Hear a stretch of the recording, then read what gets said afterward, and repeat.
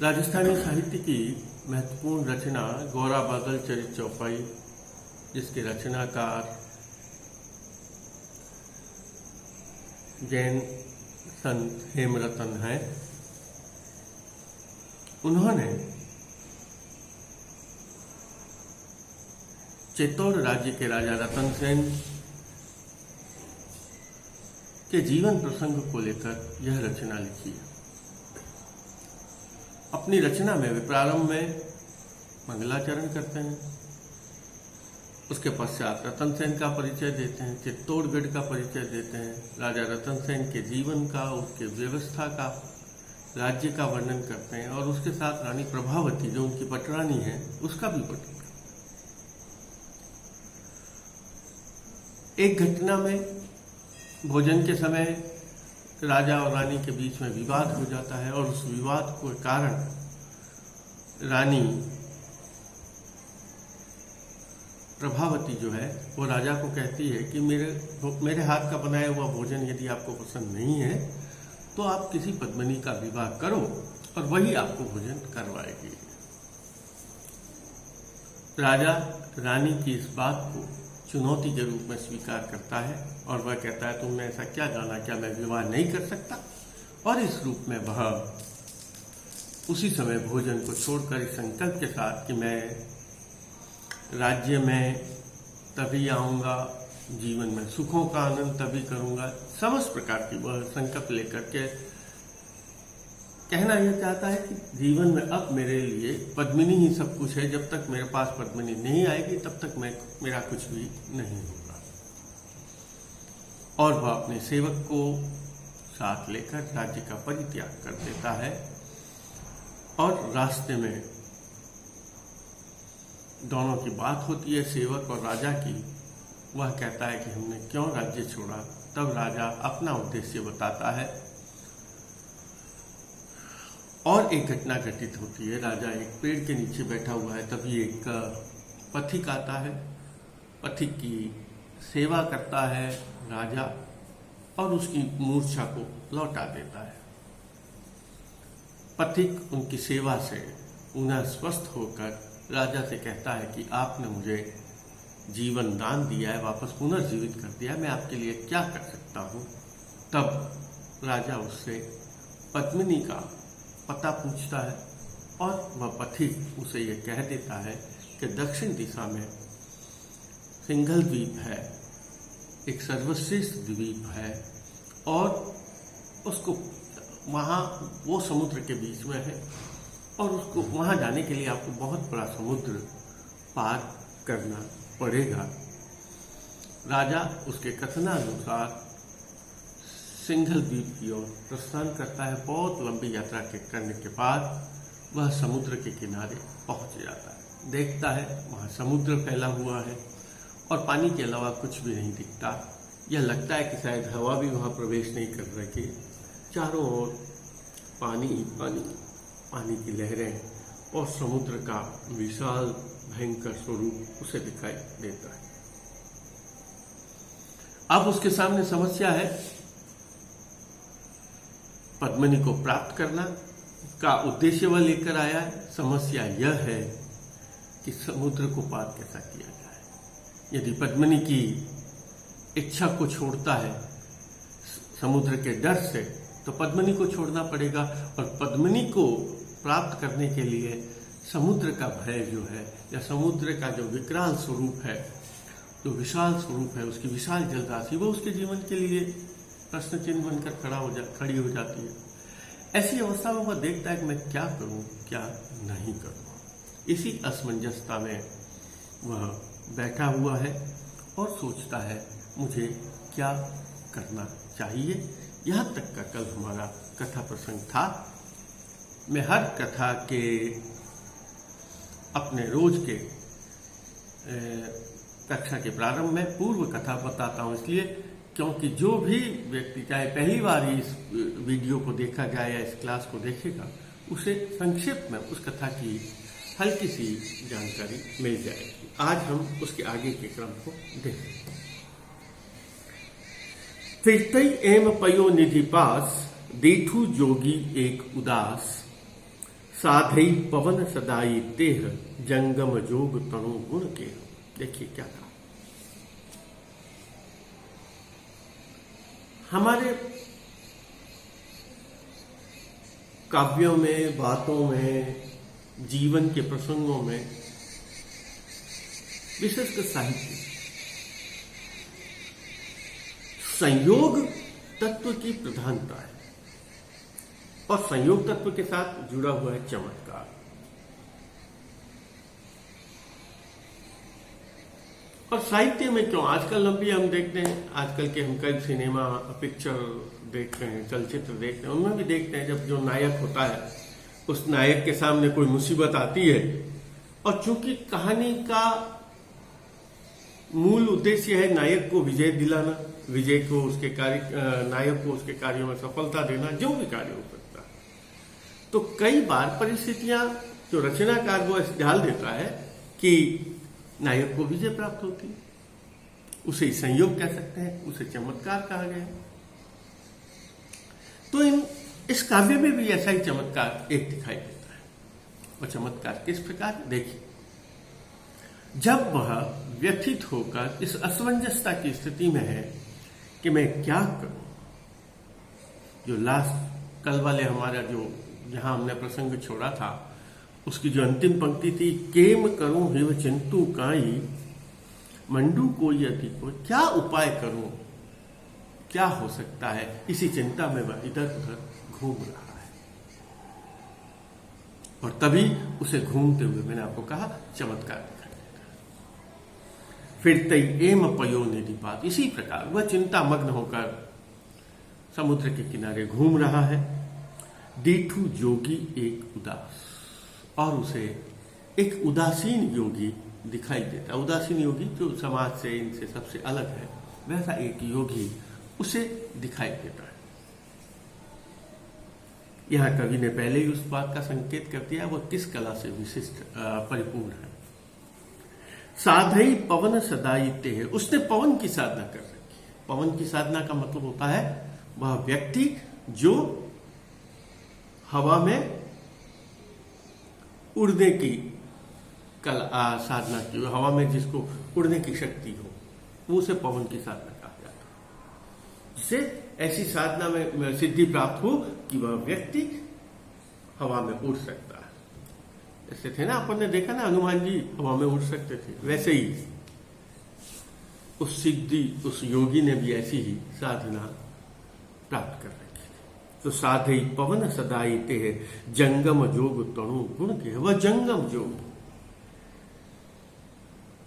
वह जो योगी था, वह जो सन्यासी था, जो संसार से विरक्त था, जंगम जोग तणु गुण के, वह योगी, वह सन्यासी अनेक गुणों का गेह भंडार था। उसमें अनेक सिद्धियां थी। ऐसा साधु, ऐसा योगी राजा रतन सेन ने समुद्र के किनारे बैठा हुआ देखा। और वह कैसा था, उस साधु की भी और प्रशंसा विशेषता बता रहा है कवि। सिद्ध साधक जोगेश्वर यति, यति साधु के लिए शब्द प्रयोग किया जाता है। वह सिद्ध साधक था। जो सिद्ध साधक होता है वो जो कहता है वह कार्य सिद्ध हो जाता है। अगर कहेगा कि ये हो जाएगा तो हो जाएगा, चाहे वो अच्छा है या बुरा या जो कुछ भी है वो हो जाएगा। उसे सिद्ध साधक कहते हैं, जिसने सिद्धि को प्राप्त कर सका अपनी साधना के बल पर। सिद्ध साधक जोगेश्वर, योगियों में सर्वश्रेष्ठ था।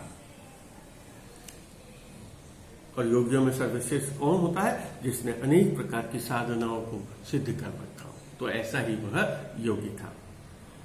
सिद्ध साधक जोगेश्वर जिति पणमी पास गयु भूपति।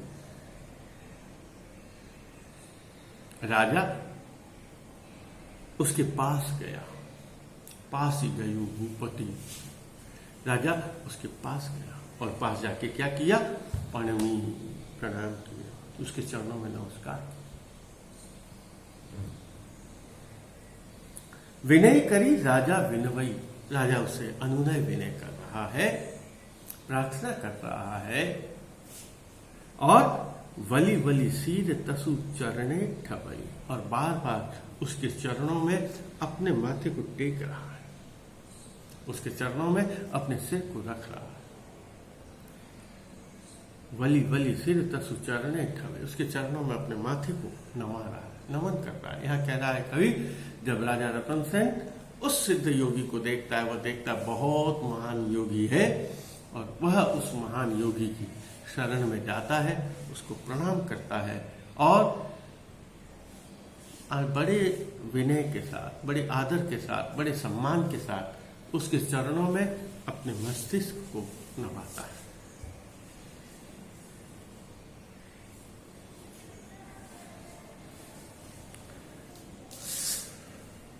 अब वो क्या कहता है, जो पहले शब्द है विनय करी राजा विनवई, विनय करता है। क्या विनय करता है, देखिए, स्वामी संगल दीप तणु मुझ मनि हरक अच्छे अति घणु। हे स्वामी, योगियों को, सन्यासियों को स्वामी कहा जाता है। तो उस योगी को संबोधित करते हुए राजा रतन सेन कह रहे हैं, हे स्वामी, सिंघल द्वीप तणु, सिंघल द्वीप का मुझ मनी हरक अच्छई अति घणु, मेरे मन में सिंघल द्वीप के प्रति बहुत उत्साह है। सिंघल द्वीप पर जाने के लिए, सिंघल द्वीप के लिए या सिंघल द्वीप के प्रति मेरे मन में बहुत उत्साह है, चाह है। और वो उत्साह क्या है, मैं वहां जाना चाहता हूं। मेरे मन में बहुत उत्साह है सिंघल द्वीप के प्रति, मैं वहां जाना चाहता हूं। अब ये नहीं कह रहा है कि मेरे सामने मुसीबत है, लेकिन वह बात कह रहा है कि अब वो तो स्पष्ट है कि मैं जा नहीं सकता। तो वो कहता है, तुम भेंट्या ही भावटी टले, आपसे भेंट होने के बाद, तुम भेंट्या, आपके सामने, आपसे मुलाकात होने के बाद, आपसे भेंट होने के बाद, आपके दर्शन होने के बाद, हिम यानी अब भावटी, भावटी यानी कष्ट, मेरे मार्ग में जितनी भी बाधाएं हैं, जितने भी जीवन में बाधक तत्व है, वो सभी बाधक तत्व समाप्त हो जाएंगे। भावटी टलई, टल जाएंगे, समाप्त हो जाएंगे, गल जाएंगे। मेरे मार्ग में जितनी बाधाएं हैं, वो समस्त बाधाएं दूर हो जाएंगे।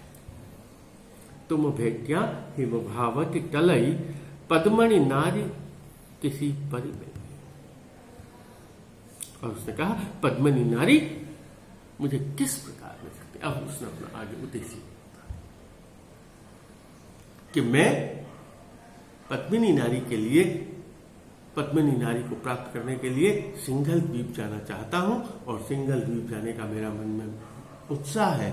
मैं यह जानना चाहता हूं, या मैं क्योंकि पद्मिनी नारी को प्राप्त करना चाहता हूं, इसलिए मुझे अब लगता है आपके दर्शन हो जाने के बाद, आपकी कृपा के बाद मेरे सभी मार्ग की जितनी भी बाधाएं हैं, वो बाधाएं हट जाएंगी, टल जाएंगी। और मैं क्या उपाय करूं कि मुझे पद्मिनी नारी मिल जाए। फिर निवेदन करता है, जहां पहले ऊपर है विनय करी राजा विनय, बार बार विनय करता और उसके चरणों में पाओ।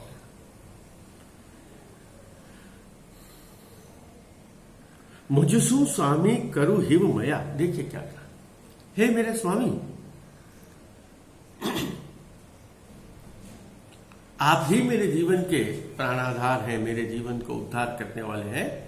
मुझसु स्वामी करु हिव मया, आप मेरे ऊपर कृपा करिए। मया, दया, मया, कृपा, कुछ भी कह दीजिए, आशीर्वाद। मुझसु स्वामी करु हिव मया, दुख देखता बहु दिन भया।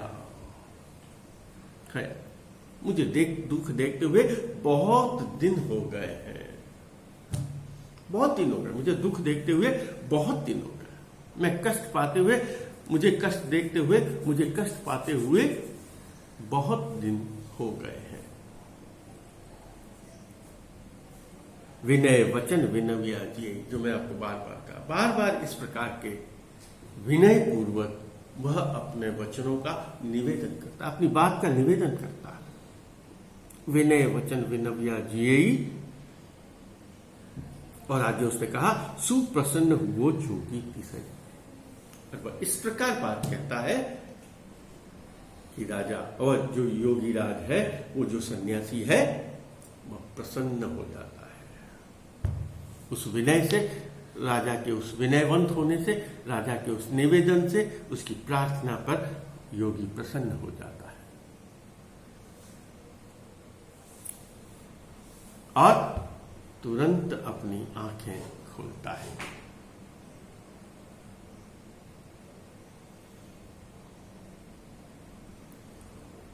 नेत्र उघाड़ी निरखई नूर, राजा सामने बैठा हूं, वो अपनी आंखों को उघाड़ता है, देखता है और राजा को देखता है, राजा के सौंदर्य को देखता है, राजा के तेज को देखता है, राजा के ओज को देखता है, उसके विनय को देखता है।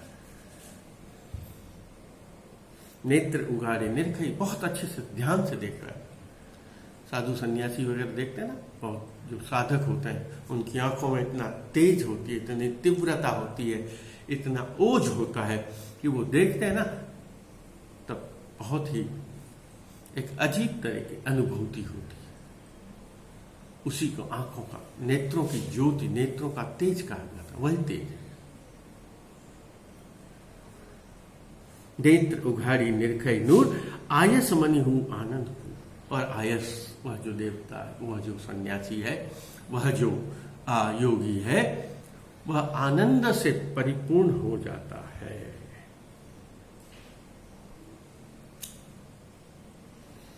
नेत्र उघाड़ी निरखई नूर, आयस मनि हूं आनंदपुर। और क्या कहता है, राजा रतन सेन को आंख उगाड़ कर देखता है और उसकी बात को भी सुन लेता है पहले, और इस राजा रतन सेन को देखता है बहुत प्रसन्नता के बाद, वो क्रोध के भाव से नहीं, दुख के भाव से नहीं, राजा को भगाने के भाव से नहीं, प्रसन्नता से राजा की ओर देखता है और क्या कहता है, आओ रतन सेन राजा, आओ राजा रतन सेन, आइए, पधारिए राजा रतन सेन जी महाराज। नाम कही तसु दीधु मन। देखिए आश्चर्य की बात, कहां चित्तौड़गढ़, कहां सिंगल द्वीप के किनारे का समुद्र, कहां दक्षिण दिशा, और वहां बैठा योगी जो अपने सामने आया है राजा, जैसे कोई जान नहीं, कोई पहचान नहीं, कुछ नहीं, पहली बार एक दूसरे को देख रहे हैं, लेकिन योगी जी महाराज राजा रतन सेन को कहते हैं, आओ राजा रतन सेन, और नाम से पुकार, नाम से पुकार, आओ रतन सेन राजा, नाम कही तसु दीधु मन, नाम से पुकार। हमारे यहाँ कहा जाता है, जब किसी व्यक्ति को आदर या सम्मान देना होता है ना, तो उसको नाम से पुकार। आओ राजा ऐसा नहीं, अधिक सम्मान है, आइए श्रीमान रतन सेन जी महाराज, ऐसा जब कहा, राजा प्रसन्न हो गया और उससे विस्मय हुआ, आश्चर्य हुआ इस बात, यह सुनकर, यह जानकर, यह ज्ञात होकर उसे क्या प्रसन्न हुआ, विस्मय हुआ राजा बनी, यह जानकर। क्या जाना कि योगी तो मेरा नाम जानता है और उसी नाम के द्वारा उसने उसे बुलाया है।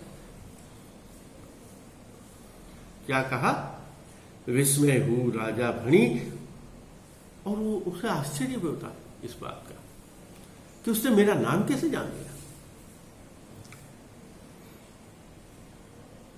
आकेम बात लही मुझ तणी, देखिए उसने, राजा को आश्चर्य हो रहा है, ये मेरा रहस्य कैसे जान गया, मैं कौन हूं। यह इस संत को, इस योगेश्वर को, इस सिद्ध साधक को कैसे पता चल गया, राजा आश्चर्य कर रहा है। आकेम बात लही, लहना पता लगा, लहना शब्द है, बात का पता लगाना, गुप्त रहस्य, मेरे नाम का रहस्य इस राजा को कैसे पता चल गया।